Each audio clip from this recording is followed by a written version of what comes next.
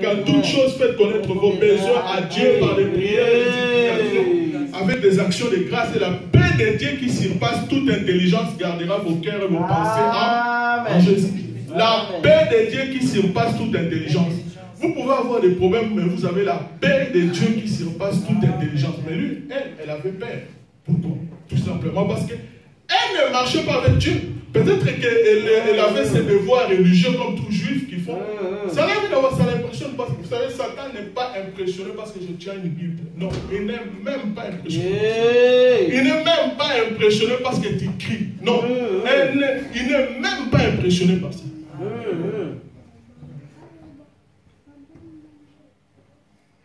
Satan n'est pas impressionné par ça. Il sait qui est qui réellement. Amen. Il sait qui est qui réellement. L'homme voit ce qui fera plaisir, mais Dieu voit le cœur.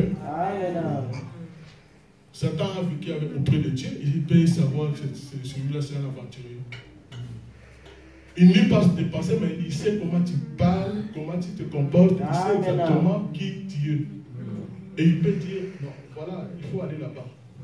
Là, on va attirer beaucoup de personnes parce qu'il y a plein d'aventuriers là.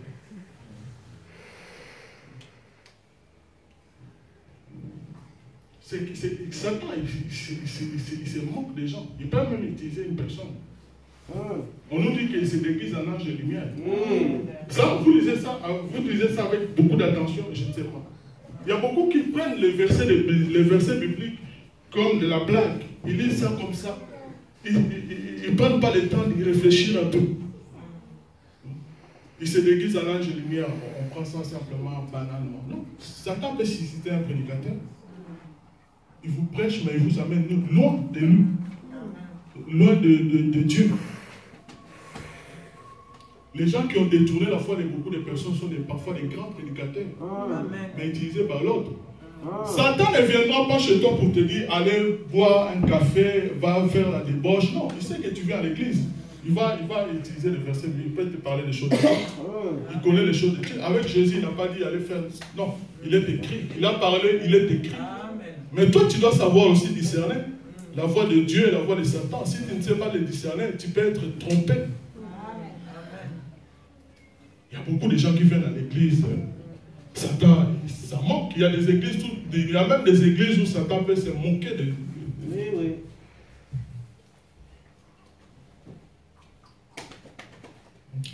Elle envoya des vêtements à Mardochée. Voilà quelqu'un qui est dans l'aveuglement. Parce que normalement, quelqu'un qui est avec les sacs et les cendres, ça devait faire comprendre qu'il y a un problème. Mais elle envoie même des vêtements à son oncle. Vous savez, jusqu'où une personne peut être dans la distraction, dans l'aveuglement. Si tu ne marches pas avec Dieu. Elle envoie des vêtements. Alors qu'elle est censée se poser des questions. Parce que pour tout juif qui se respecte, quand il voit surtout que son oncle n'était pas quelqu'un de désordonné ou bien quelqu'un qui ne respectait pas les lois, il savait que c'était un oncle, c'était quelqu'un de pacifique, quelqu'un qui était correct. Mais voilà que elle envoya des vêtements à Mardochée pour les couvrir et lui faire ôter son sac. Mais Mardochée refusa. Il refusa. Il ne les accepta pas. Mardochée savait le risque qu'il y avait d'être comme ça devant la porte, mais il savait qui l'a envoyé devant la porte. Il a refusé ça. Il n'a pas accepté ça. Ça, c'était la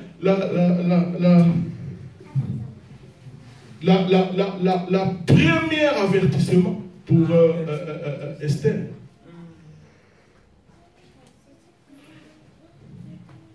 Voilà une personne qui vit, qui ne sait pas pourquoi elle est là. Elle n'était pas dans les problèmes, dans les corruptions, dans je ne sais pas quel genre de situation bizarre, mais elle vivait sa vie correctement, mais sans savoir exactement pourquoi elle était là.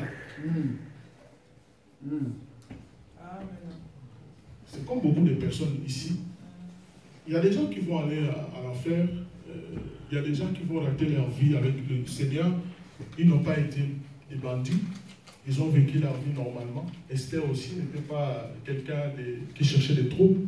Il a vécu sa vie normalement, mais sans accomplir un seul moment pour Dieu. Sans accomplir quelque chose pour Dieu. Nous voyons les gens qui, quand tu te promènes ici, tu vois les monuments. Pourquoi? Ça rappelle des gens qui ont accompli des choses pour leur pays. Ces gens-là, ils sont vénérés dans leur pays. Pourquoi? Parce qu'ils ont fait de grandes choses pour leur pays. Mais est-ce qu'ils ont fait quelque chose pour Dieu? Ça, c'est une autre question. Dans leur pays, ils sont considérés, mais pour Dieu. Quand Dieu fait le bilan de ces personnes-là, parfois, il n'y a rien. Pourtant, ils ont fait beaucoup de choses. Ils ont fait avancer beaucoup de lois sociales dans des pays. Ils ont fait avancer beaucoup de choses. Ils ont réglé beaucoup de problèmes dans leur pays. Ils ont fait avancer économiquement leur pays, mais pour Dieu, parfois, ils n'ont rien fait. Ils ont des monuments. Mais Dieu aussi a ses propres monuments. C'est pourquoi je vous ai lu l'histoire de David. Quand Dieu voit David, il dit que voilà une personne qui a vécu pour moi. Amen, amen, amen. Voilà, c'est la première, le premier avertissement pour Esther. Alors Esther appela Attaque. Il s'est rendu compte qu'il y a un problème. Voilà comment il commence à se réveiller un peu, mais pas totalement. Il se rend compte que non, Mardochée, si Mardochée refuse son psy, qu'il y a une situation grave. Et il appelle un de ses eunuques que le roi avait placé auprès d'elle et le chargea d'aller demander à Mardochée ce qui s'était passé, pourquoi il agissait ainsi. Il est vivant. Il est ressuscité. Est-ce que vous me suivez? Amen.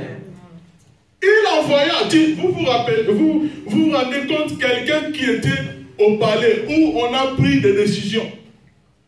Elle ne sait même pas ce qui se passe.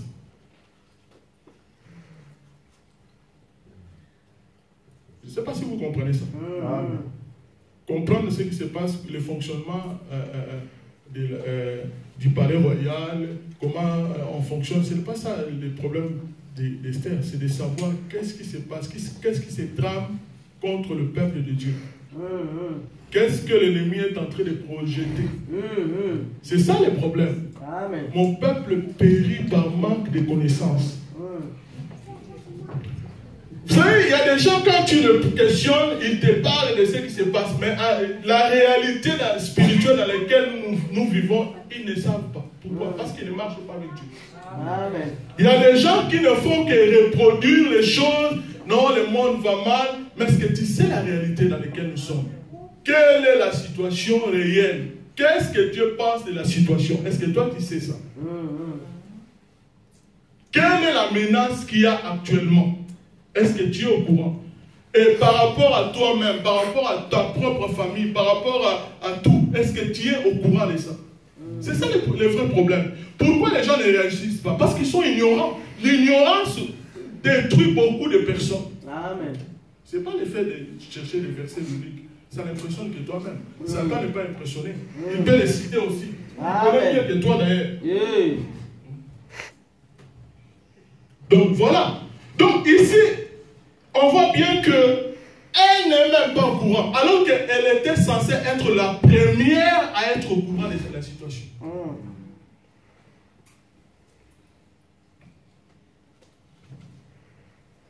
Attaque s'est rendu vers Mardochée sur la place de la ville, devant la porte du roi.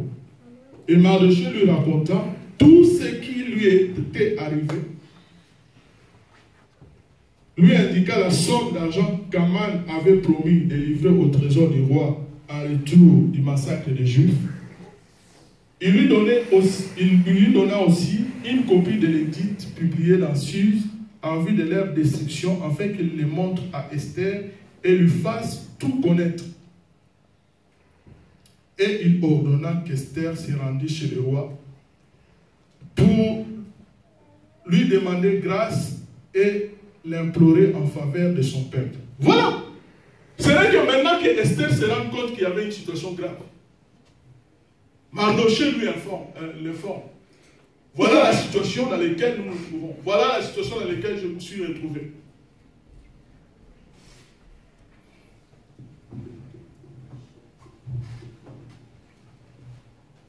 Esther chargea Hathach d'aller dire à Mardochée: tous les serviteurs du roi et le peuple des provinces du roi savent qu'il existe une loi prescrivant la peine de mort contre quiconque, homme ou femme, entre chez le roi dans la cour intérieure sans avoir été appelé.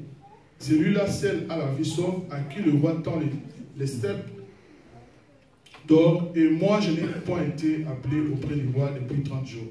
Voilà. Voilà. On l'informe de la situation. On lui dit la situation telle qu'elle se présente. Est-ce qu'elle est secouée? Est-ce que...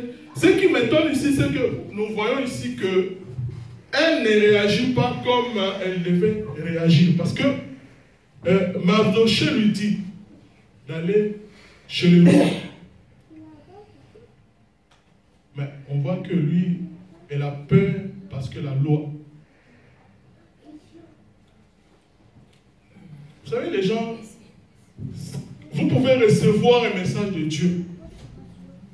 Il est vivant. Il est ressuscité. Il est ressuscité. Il est vivant. Vous pouvez recevoir un message de la part de Dieu. Mais si vous n'êtes pas réveillé par l'Esprit de Dieu, il y a beaucoup de gens qui écoutent des messages de Dieu, mais cela ne les pousse pas à agir. Il y a des gens qui viennent dans les églises, ils écoutent des messages, mais cela ne les pousse même pas à agir. Il ne suffit pas d'écouter. Il faut être saisi par l'Esprit de Dieu. Amen. C'est pourquoi vous allez voir qu'il y a beaucoup de personnes qui n'agissent pas parce qu'ils n'ont pas été touchés par l'Esprit.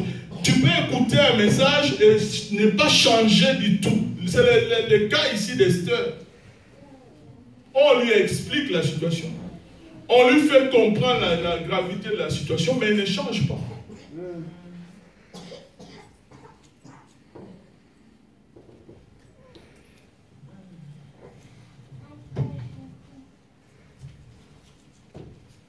Et par contre, qu'est-ce qu'elle dit?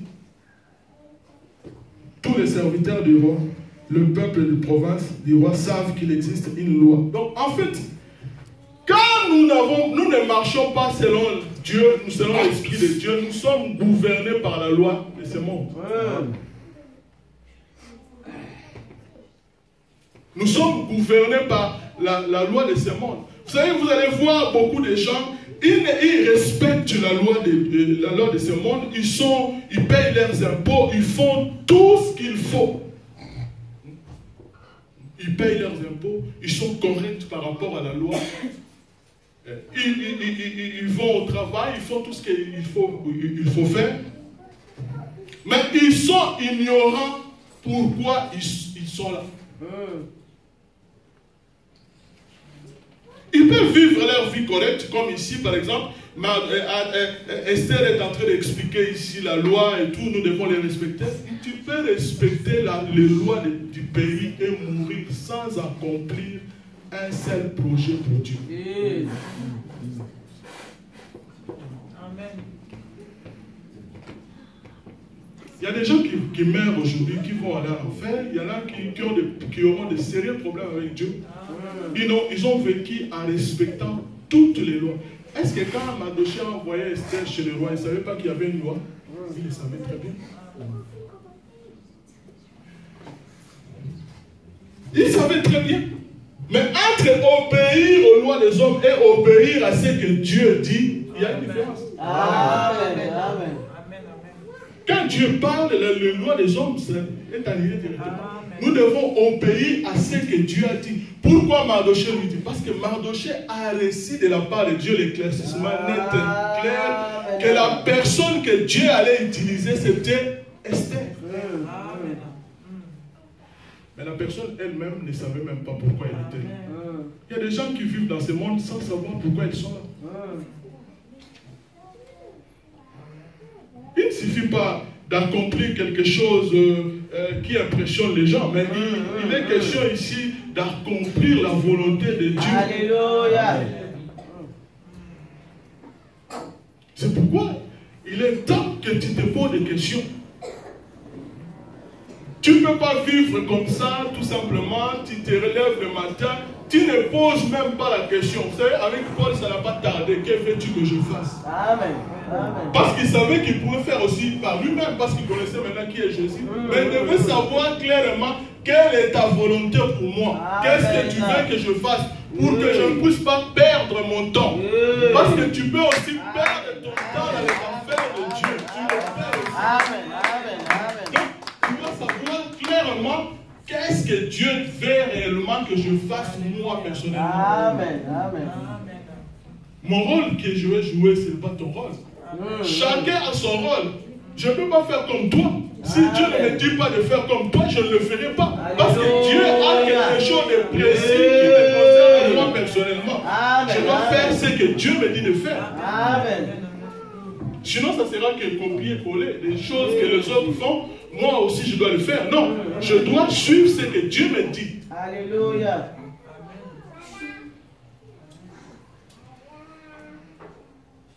Voilà. Vous savez, il y a des rôles. Pourquoi Mardochée n'a pas...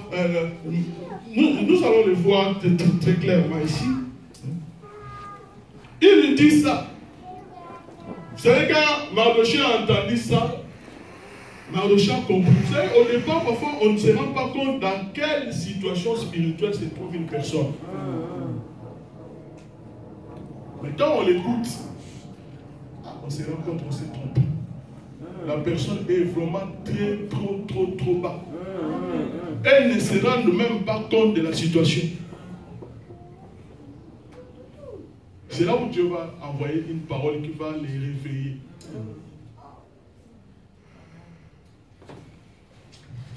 Voilà ce que Dieu va permettre à Mardochée de lui dire.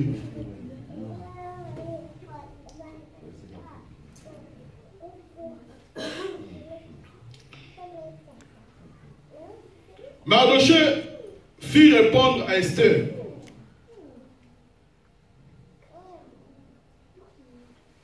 Ne t'imagine pas que tu échapperas seul d'entre tous les Juifs parce que tu es dans la maison du roi. Ça, c'est la première chose. Ne t'imagine pas que tu vas échapper. Ça ne veut pas dire que Mardochée voulait dire que les Juifs seront détruits. Non, ce n'est pas ça. C'est pourquoi quand nous lisons la parole de Dieu, nous devons être conduits par l'Esprit de Dieu. Ce n'est pas la destruction de Dieu. En fait, il a voulu ça, c'est une façon de parler. Parce que les Juifs aussi ont leur tournure de langage. C'est une façon de lui dire que tu crois être en sécurité parce que tu es dans le palais du roi. En fait, en dehors de la volonté de Dieu, on n'est pas en sécurité. Il n'y a pas de sécurité en dehors de la volonté de Dieu.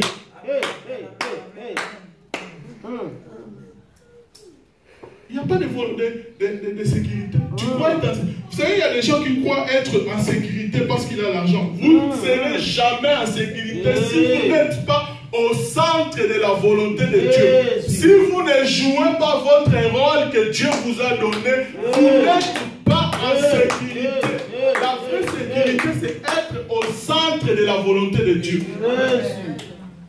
La vraie sécurité, c'est ça. Quand je suis là où Dieu veut que je sois, quand je fais les choses que Dieu veut que je fasse, je suis en sécurité. Amen. La sécurité, ce n'est pas parce que tu as des comptes en banque. Du jour au lendemain, tout peut s'écrouler. La faillite bancaire peut venir et tu n'as plus rien. La sécurité, c'est être au centre de la volonté de Dieu. Amen. Les gens ne veulent pas être, parce qu'il occupe un poste important, ils croient que c'est ça la sécurité. Ça me rappelle au 19e siècle, il y avait un premier ministre anglais qui s'appelait William Gladstone. Il est vivant. William Gladstone. Un jour, il était dans sa maison, il était en train de préparer un discours très important. Un discours très important qu'il devait prononcer à la Chambre des communes. La Chambre des communes, ici, c'est comme le Parlement en Angleterre. Quand on parle de Chambre des communes en Angleterre, c'est le Parlement. Il devait prononcer ce discours-là. Et à 2 heures du matin, il était en train de préparer le discours. Tout d'un coup, il y a une femme qui est venue toquer à sa porte. Il a trouvé une personne, je crois que c'est un sentinelle, je ne sais pas qui. Non, je vais parler avec William Gladstone. Parce que cette femme avait un enfant qui était infirme, qui était mourant. Donc il était en train de mourir, donc voilà. Alors cette femme dit que non, moi je vais... Est-ce qu'il n'y a pas moyen que je puisse parler à William Gladstone pour qu'il vienne, parce que mon fils est en train de mourir. Vous savez, cette femme-là pouvait aller chez un pasteur. Pourquoi elle est allée chez William Gladstone? Pourtant, c'est un premier ministre. Quand il y a un problème comme ça, on court chez le pasteur. Parce que, en dehors du fait qu'il soit premier ministre, cette femme savait qui est réellement William Gladstone. C'est un serviteur de Dieu. Il savait que je peux aller chez William Gladstone. Vous savez, l'image que nous avons, ce n'est pas la même image que Dieu a sur nous. Quelle est l'image que tu as? Quelle est l'image que tu dégages devant les gens? Tu es qui? C'est la véritable, c'est ton véritable destin. C'est cela que tu dégages. Tu fais dégager chez les chrétiens. En fait, cette femme-là ne voyait pas le premier ministre, il voyait un serviteur de Dieu. Il savait que son enfant ne peut pas mourir sans trouver cette personne-là. Les gens voyaient un premier ministre, mais Dieu aussi voyait un serviteur de Dieu. Quand Dieu va juger William Gladstone, parce qu'il est déjà mort, ça fait des siècles passés, Dieu ne va pas simplement dire non, tu étais premier ministre de l'Angleterre. Non. Il sait que William Gladstone, je t'ai placé parce que tu devais faire ça et ça. Tout le reste là ne l'intéresse pas. Tes voitures, tous tes comptes bancaires, ce n'est pas ça. Dieu a un plan pour toi. Il va l'afficher là et c'est toi qui dois répondre. Amen, amen, amen. En 1970, tu devais faire ça. 75, tu devais faire ça. 80, tu devais faire ça. 85, tu devais faire ça. 90, tu devais faire ça. Et qu'est-ce que tu as fait? 75, tu étais telle place, tu ne faisais rien. Telle année, tu n'as fait rien. Il y a des gens qui vivent comme ça. Tu vas passer toutes les années que Dieu a prévues pour toi, tu n'as rien fait. Amen. Tu n'as rien fait. Vous savez, cet homme devait prononcer un discours très important. Il a laissé son discours, il est descendu avec cette femme-là. Il est allé là où se trouvait l'enfant. Il est resté avec l'enfant parce que l'enfant était en train de mourir. Il a fait tout pour parler à cet enfant jusqu'à ce qu'il a conduit cet enfant au Seigneur avant que l'enfant puisse mourir. Donc, voilà. Le matin, on apprend que cet enfant est mort. S'il n'était pas allé plus vite que ça, cet enfant allait mourir sans connaître Jésus. Il a passé toute la nuit chez cet enfant. Il a laissé son discours. Tu te rends compte, tu dois aller prononcer un discours au Parlement. Tu l'as laissé sur la table, alors que c'est un discours très important. Il faut être quelqu'un qui connaît ce que Dieu attend de toi. Alléluia. Les gens qui ne savent pas pourquoi ils sont là, ils peuvent terminer le discours et aller le prononcer. Mais les gens qui savent pourquoi ils sont là, ils peuvent laisser un discours et aller chercher un enfant qui peut mourir. Amen. C'est pourquoi il y a des gens qui marchent selon la loi de ce monde, mais il y en a qui marchent selon la loi de Dieu. Vous savez que ce matin-là, William Gladstone est allé au Parlement. On a dit que le discours qu'il a prononcé ce jour-là, sans préparation, était la plus grande des discours qu'il a fait. Amen. Amen. Sans préparer. Souvent, on parlait parlé de lui, j'ai déjà écouté un prédicateur parler de William Glaston, mais quand je lis cette histoire, j'ai compris pourquoi on faisait référence à lui. Il y a des gens comme ça qui sont là, mais ils savent pourquoi ils sont là. Ils sont peut-être premiers ministres, ils sont peut-être chefs d'entreprise, mais ils savent pourquoi Dieu les a créés. Pourquoi ils sont là. Ils sont prêts à abandonner un discours du premier ministre pour aller sauver un enfant. Amen. Amen. Mais toi, tu peux être dans l'église, mais sans savoir exactement pourquoi tu es là. C'est la même chose comme Esther. Voilà qu'il répond comme ça. C'est pourquoi Mardochée lui dit, tu n'es pas en sécurité. La personne qui est en sécurité, c'est celui qui fait la volonté de Dieu. C'est lui qui est au centre de la volonté de Dieu. C'est celui-là qui est en sécurité. Amen. C'est pourquoi il y a certaines personnes, tu peux faire tout ce que tu veux, tu ne vas pas les atteindre. Parce qu'ils sont au centre de la volonté de Dieu. Amen. Amen. Dieu sait pourquoi ils sont là. Tant qu'ils n'ont pas terminé, Simeon a dit quoi? Il a dit que il ne mourra, Dieu lui a dit que tu ne mourras pas tant que tu n'as pas vu le Seigneur. Donc tu peux tirer ton revolver et tu ne vas pas l'atteindre. Parce que tant que Jésus n'était pas encore là, il ne peut pas mourir. Parce que Dieu a décidé comme ça. Amen. Amen. Voilà. Ça aussi c'est une autre histoire. Parce que j'ai déjà prêché sur ça. Mais je parle ici de cette femme. Et la deuxième chose qu'il va lui dire, c'est quoi? Car si tu t'étais maintenant, les secours et la délivrance. Voilà. Donc, ça dit que Mardochée ne doutait même pas des secours, même de la délivrance. Il n'est pas venu trouver Esther parce que Esther devait trouver la délivrance pour elle. Non, ce n'était pas ça. La raison pour laquelle il est venu là-bas. Ce n'était pas que c'est Esther qui va... Non. Voilà. Car si tu t'étais maintenant, les secours et la délivrance surgiront d'autre part pour les Juifs. Et toi et la maison de ton père, vous périrez. Voilà. Donc, si toi, tu ne te lèves pas pour faire ce que Dieu te dit de faire, Dieu prendra une autre personne. C'est-à-dire que c'est ce qu'il est en train de lui dire. En fait, Mardochée a compris tout simplement que ma nièce ne comprend pas que c'est son destin. C'est Dieu l'a préparé là-bas pour la délivrance. C'est-à-dire qu'il a voulu simplement lui dire que non, tu es un instrument de ce moment ici. C'est toi qui dois agir. Tu es tout simplement l'instrument, mais tu ne comprends pas que c'est toi qui dois agir. Et si tu ne le fais pas, Dieu va te changer. Il va prendre une autre personne à ta place. En fait, Mardochée a voulu simplement les réveiller pour qu'elles comprennent qu'est-ce que Dieu attendait d'elles. Dieu n'a pas besoin de toi pour délivrer quelqu'un. Mais il peut t'utiliser comme un instrument juste pour ça. Mais il peut s'en passer de toi. Vous savez quelle était la première question, quelle était la première parole que Dieu a prononcée, a dit à Josué? C'était quoi? Pardon? Ah mais c'est pas ça. Parole tu vois que c'est pas ça la première parole qu'il lui a dit. Cette parole a plus de signification maintenant. Je vais lire.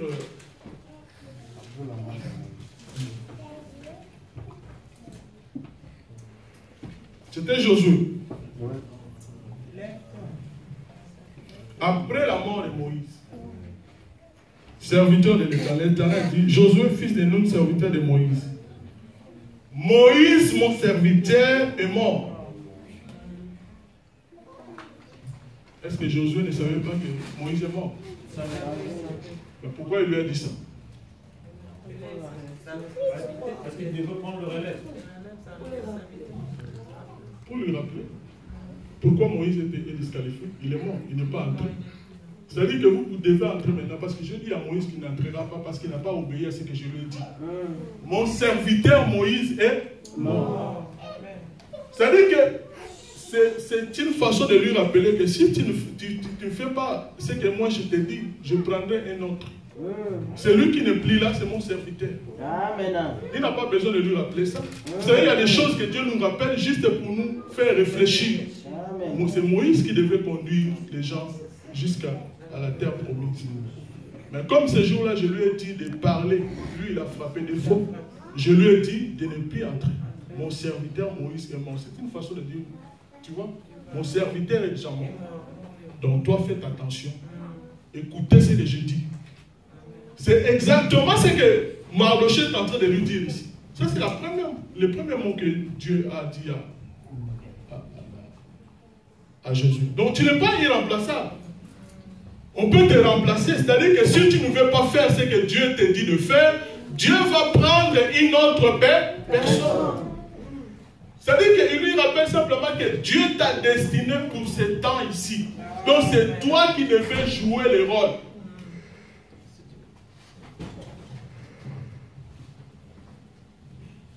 Je vais aller vite parce que sinon le temps.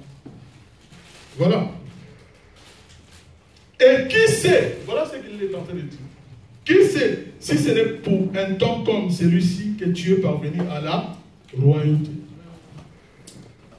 C'est pour un temps comme celui-ci que tu es parvenu à la royauté. Donc, voilà. Mardochée savait pourquoi il était en train de dire ça. Au départ, quand il priait, il ne pensait pas à ça. Mais Dieu l'a dirigé au palais. Et il savait qui est au palais. Il comprenait maintenant pourquoi sa nièce était reine. Pourquoi Dieu a permis à cette sœur d'être là. Il lui rappelle ça. Voilà, tu ne sais pas, le temps est en train de passer. Racheter le temps. Tu peux passer. Le temps peut passer pour toi et Dieu peut prendre une autre personne. C'est la parole là. Voilà. Quand il a écouté ça, il était endormi. Elle s'est réveillée. Elle s'est réveillée. Il était temps pour elle pour se réveiller. Ah, quand elle s'est réveillée, qu'est-ce qu'il va dire? Esther envoya dire à Mardochée, va, rassemble tous les Juifs qui se trouvent assis. Il n'a pas dit, va rassembler tous les Juifs. Vous savez, partout dans tous les pays, les Juifs étaient en train de prier. Mais ici, il n'a pas besoin de tous ces Juifs-là. Il a besoin des Juifs qui sont assis.